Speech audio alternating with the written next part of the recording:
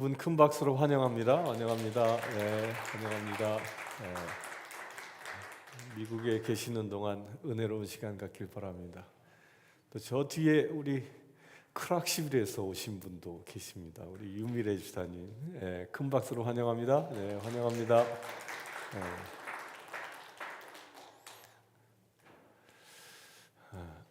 우리 옆 사람들과 인사합시다. 사랑합니다. 축복합니다.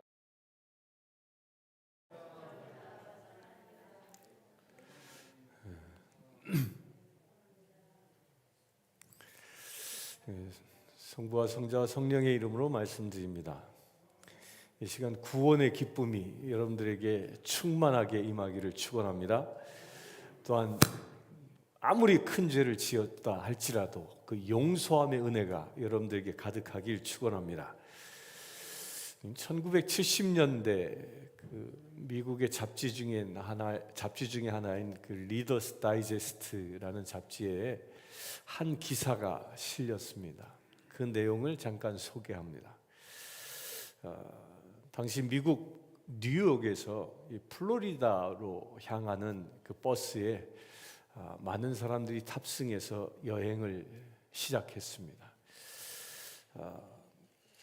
그 버스 안에는 이제 플로리다 휴양지에서 휴가를 보내려고 하는 사람들이 탔기 때문에 그 버스 안은 아주 이 분위기가 상당히 업돼 있었습니다. 들떠 있는 분위기로 버스가 쭉 여행을 하고 있었습니다. 그런데 그 가운데 오직 딱 한 사람만이 그 들뜬 분위기에도 아랑곳하지 않고 그냥 오직 창밖만 바라보며 묵묵히 여행하고 있었습니다. 한참이 지난 다음에 그 남자 옆에 앉아 있었던 승객이 너무도 궁금해서 궁금증을 참지 못하고 그 남자에게 이렇게 질문합니다. 아니, 버스 안에 다른 사람들은 다 지금 휴가 떠나는 그런 마음으로 이게 즐거워하며 들떠 있는데 왜 당신은 이렇게 혼자서 쓸쓸히 있는지 그 궁금증을 가지고 질문을 합니다. 그런데 그 질문에 대하여 그 창밖을 바라보았던 남자는 이렇게 얘기합니다. 저는 세 자녀를 두고 있고 또한 아내가 있습니다. 플로리다는 저의 집이 있는 곳입니다. 그런데 제가 4년 전에 아주 나쁜 일을 저질러서 감옥에 갔게 되었습니다. 그리고 이제 어제 출소했습니다. 저는 감옥에 들어온 후에 아내에게 편지를 보냈습니다. 제가 가족들에게 지은 죄가 너무도 컸기 때문에 나를 잊어달라고 편지했습니다. 근데 그 편지 때문인지 3년 반 동안 아무도 면회도 오지 않고 편지도 오지 않았습니다. 그래서 저는 내 가족들이 나를 이제 잊었구나라는 생각을 했습니다. 그런데 제가 감형을 받아서 어제 갑자기 출소하게 되었습니다. 그래서 저는 출소하기 일주일 전에 나의 집에 편지를 보냈습니다. 그 편지 내용은 내가 감형을 받아서 이제 출소하게 되어졌다라는 내용과 또 내가 이제 출소하게 되면 집으로 가겠다라는 내용이었습니다. 그리고 편지 마지막에 이렇게 썼습니다. 죄인인 나를 우리 가족이 받아줄 수 있겠느냐라고 물었습니다. 만약 내가 집에 돌아가는 것이 괜찮다면 집 앞에 상수리 나무에다가 노란 수건 하나를 걸어 놓으십시오. 그리고 그 노란 수건이 만약에 걸려 있지 않다면 나는 내 갈 길로 다른 길로 가겠다라고 편지를 보냈습니다. 이러한 사연을 들은 버스 안의 모든 승객들은 그 남자에 대하여 그 사람에게 대하여 격려해주고 위로해 주었습니다. 드디어 그 버스가 플로리다에 도착하게 되었고 그 남자의 집 앞 그 남자가 살고 있는 그 마을 입구에 도착했습니다. 모두 숨죽이고 이제 그 남자의 고향 동네를 바라보고 있는데, 버스 맨 앞에 앉아 있었던 한 승객이 아주 큰 소리로 외쳤습니다. 와, 저기 보세요, 저기 보세요. 모든 승객들이 앞을 주목해 보니까 그 마을 앞에 큰 상수리 나무가 있는데, 그 상수리 나무에 노란 수건이 수백 장이 걸려서 바람에 너불너불너불 하고 있는 겁니다. 얼마나 감격스러웠겠습니까? 버림받았던 것처럼 느꼈던 그 남자는 그 노란 수건을 보고 자기를 환영하는 가족의 따뜻한 사랑을 보았습니다. 결국 그 남자는 그 가정에 들어가 이제 옛 악한 사람이 아니라 정말 선한 사람으로 잘 살았다라는 이야기입니다. 이 이야기는 하나님께서 죄인된 우리를 그처럼 반겨주시는 우리 인생사와 너무도 흡사하지 않습니까? 죄인으로 살기에 버림받을 수 없는 우리였지만 하나님께로 돌아오기로 결정하는 그 순간, 하나님께서는 모든 마음과 그 당신의 영의 문을 열어주시고 다시 맞아주셨습니다. 이 시간 우리를 맞아주시는 그 아버지 하나님의 품에 안기는 축복이 임하길 축원합니다. 주님 품 안에 안기십시오. 그 하나님의 사랑은 참으로 우리가 측량할 수 없을 만큼 크고 큽니다. 우리가 주님을 배반하고 하나님의 마음에 대못을 박았다 하더라도 우리를 용서해 주시는 분, 용서해 주시고 또한 당신의 품으로 안아주시는 분, 그분이 바로 하나님이십니다. 그 사랑은 끝이 없기 때문입니다. 또한 하나님은 공평하신 분이십니다. 그렇게 죄인과 의인을 가리지 않고 골고루 사랑해 주십니다. 그러나 문제는 그 공평한 사랑을 누리느냐 아니면 거부하느냐에 있습니다. 이 선택은 안타깝게도 하나님께서 하시는 것이 아니라 우리가 하는 것입니다. 복을 누리느냐, 복을 내차느냐는 나의 선택이라는 것입니다. 그런데 많은 사람들은 자신이 결정하고 자신이 선택했음에도 불구하고 일이 잘못되어지면 원망은 다 하나님께 합니다. 결과에 대한 책임을 지지 않습니다. 그것이 우리의 모습이기도 합니다. 오늘 복음의 말씀에는 이런 사람 한 사람이 소개되어집니다. 한 아들은 아버지께 받은 유산을 가지고 아버지 품을 떠나는 것을 선택합니다. 아버지 품보다는 아버지의 재산에 의지해서 살기를 그는 결정했습니다. 아버지의 사랑보다 아버지가 가지고 있는 재산이 더 위대하고 크게 보였기 때문입니다. 그 아들은 멀리 타국으로 떠나 그 아버지 재산을 가지고 흥청망청 살다가 결국 그 인생 쫄딱 망하고 맙니다. 이 둘째 아들의 모습은 어찌 보면 우리가 세상에서 흥청망청 살아가고 있는 우리의 모습과도 어쩌면 유사할 수 있습니다. 그것은 바로 하나님을 의지하기보다는 세상 물질에 의지하며 살아가는 모습입니다. 하나님의 사랑보다는 물질이 주는 기쁨이 더 즐거워하는 모습입니다. 우리는 이것은 내가 어느 때에 즐거워하는가를 보면 나 자신을 알 수 있습니다. 내가 어느 때 고민하고 또한 어느 때 슬퍼하고 기분이 가라앉는가를 보면 금방 나의 현주소를 볼 수 있습니다. 어떤 분은 이렇게 얘기합니다. 지갑이 두둑하고 통장에 잔고가 많으면 왠지 뿌듯하고 불안감이 사라집니다. 여러분들도 그렇습니까? 그러나 이런 말을 하시는 분들은 어쩌면 둘째 아들과 같은 사람입니다. 비록 내 곡간이 비고 무화과 나무에 열매가 없어 먹을 것이 없더라도, 내 지갑에 돈이 없어 다음 끼니가 불확실하지만, 내가 하나님 사랑 가운데 있다는, 머물고 있다는 그 사실 하나로 행복할 수 있다면 그 사람은 분명 하나님의 사람입니다. 그러나 불행하게도 내가 가진 경제적인 여건 때문에 나의 행복과 불행이 결정된다면, 안타깝게도 그 사람은 둘째 아들과 같은 사람일 것입니다.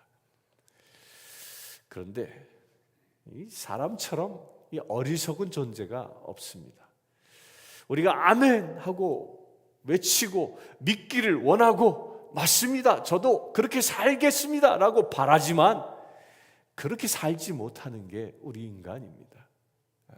이 시간 설교를 들으면서, 그래, 나도 무화과 나무에 열매가 없어도 오직 주님만 의지하며 살지라고 결단해도 대부분의 사람들은 문 열고 나간 순간 까마득히 잃어버리게 될 겁니다. 그렇게 되지 않게 되길 축원합니다. 적당히 있을 때 정신 차리고 돌아오면 우리가 얼마나 좋겠습니까? 그런데 둘째 아들은 아버지가 주신 어마어마한 재물을 가지고 멀리 떠났습니다. 만약 그가 적당히 쓰고 정신을 차리고 아버지께 돌아왔다면 얼마나 좋았겠습니까? 아버지께도 아마 떳떳했을 것입니다. 그런데 문제는 우리 인간들은 꼭 바닥을 쳐야, 그때서야 돌아오게 된다는 겁니다. 둘째 아들도 그랬습니다. 그런데 우리로 하여금 바닥을 치게끔 우리를 끌고 가는 그 무엇인가가 있습니다. 왜 우리는 바닥을 쳐야만 후회하고 돌아서겠습니까? 그 이유는 한 가지에 있습니다. 알량한 자존심 때문입니다. 대부분의 사람들은 다른 사람들 앞에서 보란 듯이 살기를 원합니다. 성공하고 재기하여 사람들 앞에 위풍당당하게 서기를 원합니다. 그러나 그것은 하나님께 돌아오는 것이 아니라 점점 더 늪으로 빠져들게 하는 사단의 계략인 것입니다. 결국 쥐엄나무 열매를 먹게 되는 그 인생의 마지막 바닥을 경험하고 나서야 둘째 아들은 하나님께, 그 아버지께 돌아오기로 결정합니다. 우리가 건강할 때 하나님을 찾고 돌아올 수 있다면 그것은 행복입니다. 그러나 모든 것을 잃고 하나님께 돌아오는 사람은 둘째 아들과 같은 사람입니다. 여러분에게 둘째 아들과 같은 모습이 있다면 이 시간 예수 그리스도의 이름으로 모두 물리치시길 축원합니다. 세상 그 무엇보다도 값진 것은요, 하나님을 의지하며 사는 것입니다.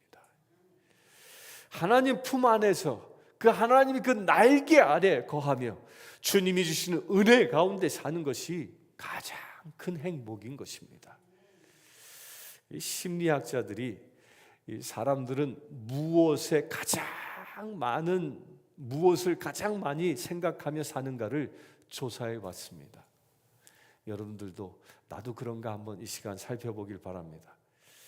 그런데 사람들의 대부분이 현재 일에 만족하며 그 일을 생각하는 비중은 지금 현재 것을 얘기하는 겁니다. 지금 현재를 생각하는 그 비중은 내 생각이 100이라면 그 중에 단 10%밖에 되지 않는다는 겁니다. 예를 들어 우리가 지금 이 시간 예배를 드리는 것 자체에 감사하며 즐거워하는 마음은 이 심리학자들의 이 연구에 의하면 내 생각이 단 10%밖에 되지 않는다는 거예요. 나머지 90%는 어디에 가 있느냐? 내일이나 지금 이후에 일어날 일에 마음이 가 있다는 거예요. 우리 민 권사님 아마도 이제 애찬데 마음이 가 있다면 물리치시길 축원합니다. 다음에 뭐가 일어날까? 이것은 우리 신앙에도 똑같이 적용되어집니다. 우리는 지금 예배 드리기 위하여 모여 있습니다. 그런데 이 예배 시간에 기도하는 제목이 무엇인가를 점검해 보면 내가 나의 상태를 바로 알 수 있습니다. 우리가 여기 모인 이유와 여러분들이 가지고 있는 가장 큰 기도 제목이 무엇입니까? 지금 내가 하나님께 예배 드리는 것 그 자체가 감사하고 그 자체가 큰 기도 제목입니까? 그렇다면 여러분들은 위대한 하나님의 사람입니다. 그렇게 되시길 축원합니다. 그러나 우리 인간은 구조상 그렇게 살지 못하는데 안타까움이 있습니다. 여기에 온 그 자체에 감사하는 마음은 그 심리학자들의 분석에 의하면 단 10%밖에 되지 않는다는 겁니다. 나머지 90%는 아직도 오지 않은 미래, 그 미래에 관심이 초점이 맞춰져 있습니다. 그래서 지금 내가 예배를 드리는 행복을 잃어버리게 됩니다. 주님 품 안에서 주님이 주신 은혜를 누리는 행복을, 그 권리를 잃어버리게 됩니다. 예배를 드리면서도 왠지 불안하고 내가 원하는 것을 기도하면 이루어질까, 그런 염려가 나를 내리누르고 있습니다. 2012년 2월 달에 비버리 힐스에 있는 한 호텔에서 일어난 일인데요. 코카인의 중독으로 인하여 심장마비로 숨진 한 여인이 호텔방에서 발견됩니다. 당시 그녀의 나이는 49살밖에 되지 않은 사람이었습니다. 당시 검시관과 그 경찰은 그녀가 심장병을 앓고 있었으며 코카인 과다 복용으로 인하여 욕조에 빠져서 익사했다라고 그 사망 원인을 밝혔습니다. 이 여인이 누군가 하면요, 이 여인은 누적 음반 판매량만 해도요 1억 7천만 장을 팔았습니다. 어마어마하지요. 또 그래미상을 무려 6회나 최고의 그랑프리를 수상했습니다. 또 빌보드 뮤직 어워드에 16회나 수상했습니다. 또한 아메리칸 뮤직 어워드에서도 22회 등 그가 받은 상만 해도 무려 415회 어마어마한 상을 받았습니다. 이가 받은, 가수로서 받은 이 상은요, 세계에서 가장 많은 상을 받은 여가수라 해서 기네스북에도 오른 사람이었습니다. 아주 세계적인 스타였습니다. 그가 누구일까요? 그가 누구일까요? 그 유명한, 여러분들이 잘 아는 휘트니 휴스턴입니다. 그는 당시 최고의 인기와 부를 누리고 있었음에도 불구하고 그는 마약에 중독되어 있었고 결국 마약 때문에 생을 마감합니다. 그녀가 남긴 재산만 해도요 무려 2천만 달러 상당이었다고 합니다. 그녀가 마약 중독과 흡연으로 인하여 성대가 상하게 되고 전성기 시절의 가창력이 나오지 않았습니다. 이로 인해서 호주에서의 공연 후에는 아주 망신도 당했다 합니다. 관객들이 그녀의 가창력에 실망해서 환불 소송까지 일어났다고 합니다. 그리하여 그녀는 미래에 대한 불안감에 더 빠지게 되었고 더 마약과 흡연에 빠지고 만 것입니다. 여러분들은 어떻습니까? 사랑하는 성도 여러분, 하나님께서는 우리에게 이야기하십니다. 미래에 대해 불안하지 말고 항상 기뻐하라 말씀하십니다. 이 기쁨은 과거사를 가지고 하는 것이 아닙니다. 또한 미래에 아직 오지도 않은 일 때문에 기뻐하라는 것도 아닙니다. 현재 내가 아버지 품 안에 있다는 이 사실 하나로 기뻐하라는 것입니다. 아멘이십니까? 여러분들이 예배 드릴 수 있다는 이 사실 하나로 기뻐하시길 축원합니다. 그럴 때 우리가 진정한 기쁨이 내 안에 넘쳐날 수 있는 것입니다. 물론 미래에 대하여 꿈을 가지고 계획하고 그것을 준비하는 것은 중요합니다. 그러나 그보다 더 중요한 것은 내가 지금 살고 있고 살아있는 이 현 시점에 감사하고 지금 주어진 은혜에 지금 내가 숨쉬고 있다는 사실 하나에 감사하며 기뻐하는 것입니다. 지금 내가 기뻐하며 주님께서 주신 은혜를 누리며 살아갈 때 우리의 미래는 밝은 미래로 약속되어지는 것입니다. 그런데 지금 나에게 주어진 은혜를 감사하지 못하고 기쁨을 누리지 못한다면 미래의 불안감이 지금 나를 엄습하게 됩니다. 이렇게 불안하여 행복감을 잃어버린 사람들은 어디 찾아갈까요? 한국에선 점집을 찾아다닙니다. 미국도 점집이 있나요? 아직 보지 못했는데 있다는 얘기는 들었어요. 영화에서 보니까 있더라고요. 그렇게 점집을 찾아갑니다. 왜 찾아갑니까? 미래를 궁금해하고 그것을 알기를 원하는 이 사람의 특징 때문입니다. 이것은 곧 현재의 삶에 만족하지 못함으로 인해서 오는 불안감 때문인 것입니다. 지금의 삶이 너무도 힘들고 기쁨이 없다라는 하나의 반증입니다. 아니, 지금 나에게 주신 하나님의 그 은혜를 알지 못하고 그 기쁨을 누리지 못하는 것입니다. 그렇게 미래도 불안하게 생각되고 그 불안감에 사로잡힌 그 사람들은 점쟁이 말 한마디 한마디에 운명이 결정된다고 믿는 것입니다. 그런 것에 속박되어 사는 사람들이 이 세상에 얼마나 많은지 모릅니다. 그러나 하나님은 우리 인간의 모든 사고가 지금 내가 하나님의 품에 있다는 사실에 집중하기를 원하십니다.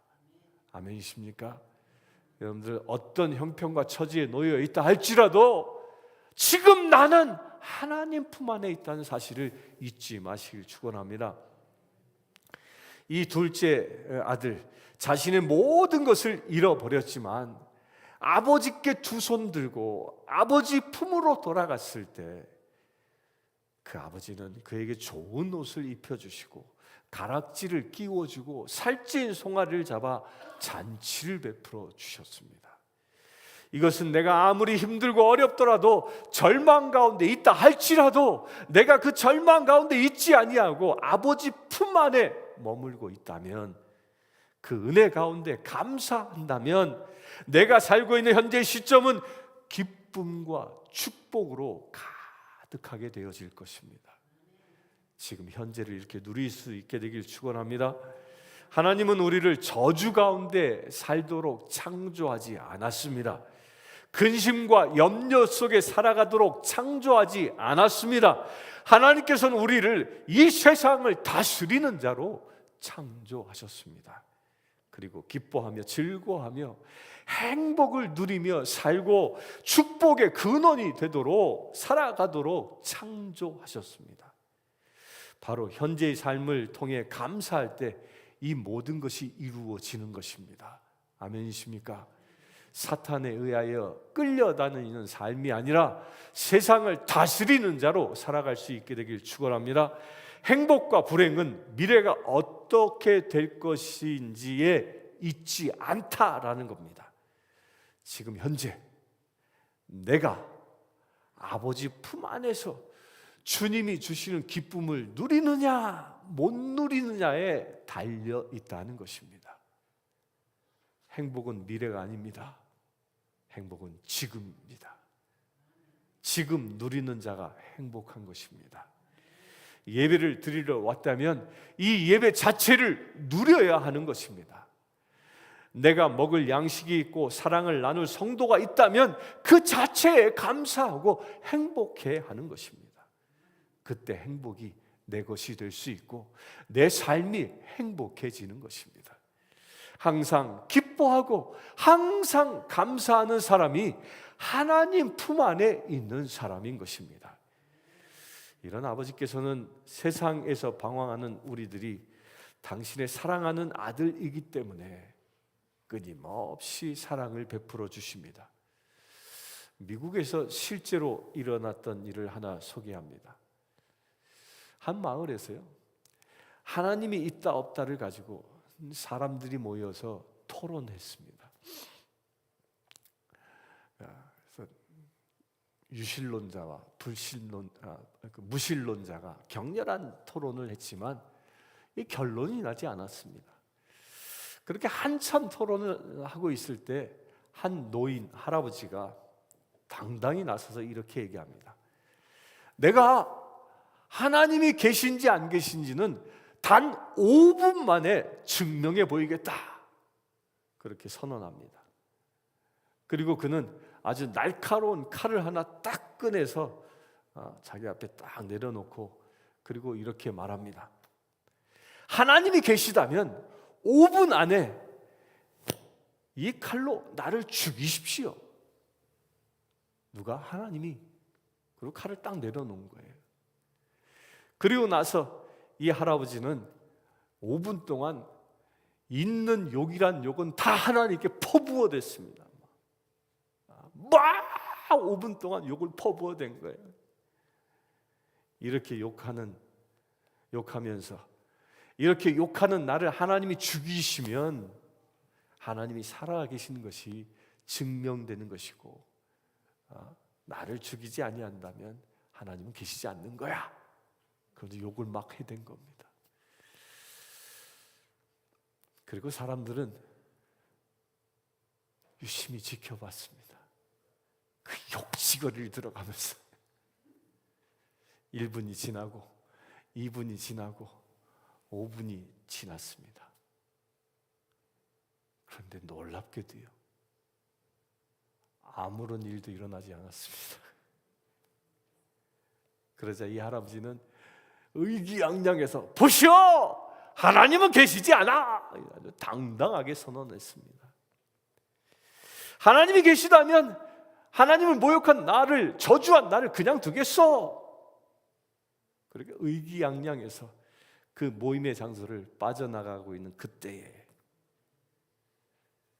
한 할머니가 그 노인의 손을, 할아버지의 손을 다 붙잡더니 그 할아버지 손에 있는 칼을 달라고 얘기합니다. 그 칼을 지금 나에게 좀 주시겠습니까? 그러니까 이 할아버지가 넘겨주었습니다. 그러자 그 칼을 받은 그 할머니가 그 할아버지에게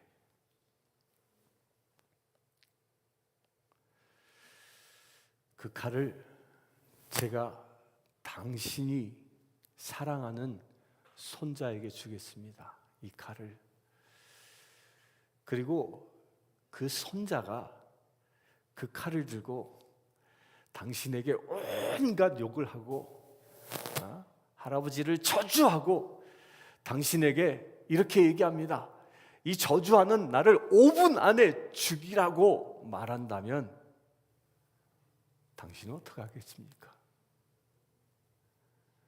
그러자 이 할아버지는 죽일 수 없지. 내 사랑하는 손주를 내가 어떻게 죽여? 나를 아무리 욕한다 하더라도 죽일 수 없지. 그러자 할머니가 이렇게 얘기합니다. 당신이 조금 전 하나님 아버지를 저주하고 아버지의 마음에 대못을 박았다고 하더라도 그 대못이 박히는 하나님의 그 아픔보다 더 큰 것이 당신을 향한 하나님의 사랑입니다. 아멘이십니까? 결국 그 할아버지는 그 할머니의 선언을 듣고 무릎을 꿇고 회개했다고 합니다. 사랑하는 성도 여러분, 하나님은 우리가 아무리 큰 죄를 저질렀다 할지라도 그 당신의 큰 마음을 열어 우리를 당신 품에 안아주고 또 우리를 살리기를 원하시는 분이십니다. 나 같은 죄인이 어떻게 하나님의 설까 염려하지 마십시오. 하나님의 용서와 사랑의 그 품은 온 우주를 담기에도 넉넉합니다. 중요한 것은 하나님께 그 사랑과 용서의 폭이 부족한 것이 아닙니다. 내가 비록 모든 것을 내려놓고 주님 앞에 나오는가가 중요하다는 것입니다. 여러분도 주님 앞에 서길 축원합니다. 내가 늘 주님 앞에 선다라는 그 용기를 갖길 축원합니다. 내 어떠한 허물이라도 주님 앞에 들고 나오기만 한다면 주님께서 그 모든 것을 용서하시고 내 손에 그 둘째 아들처럼 가락지를 끼워주고 잔치를 차려 기쁨을 더해 주시는 분이십니다. 그분이 하나님이십니다. 이와 같은 은혜가 이 시간 여러분들에게 차고 넘치길 축원합니다. 과거와 미래에 사로잡혀 불안에 떠는 자가 아니라 현재에 주어진 은혜, 그 가운데 기쁨을 누리며 살아가는 주님의 자녀 되시기를 이 시간 주님의 이름으로 축원합니다. 함께 기도하겠습니다. 주 아버지 하나님, 죄인된 우리임에도 불구하고 주님 앞에 나오길 원합니다. 이렇게 주님 앞에 나왔을 때 둘째 아들을 품어주신 것처럼 우리를 품어주심을 감사합니다. 아버지 하나님, 이젠 죄에 묶여 사는 자가 아니라 오직 주님의 품 안에 살아가는 거룩한 죄 되어지기를 원합니다. 근심과 걱정들은 다 내려놓고 오직 주님이 주신 은혜 가운데에 복을 누리며 살아가는 자 되어지기를 원합니다. 이 시간 믿음으로 결단한 주의 사랑하는 모든 지체들, 하루하루의 삶이 하나님이 주시는 행복을 누리는 거룩한 삶이 되게 하여 주시옵소서. 우리 주 예수 그리스도의 이름으로 기도드리옵나이다. 아멘. 이 시간 다 함께 311장 찬양하면서 준비하신 예물을 하나님께 봉헌하겠습니다.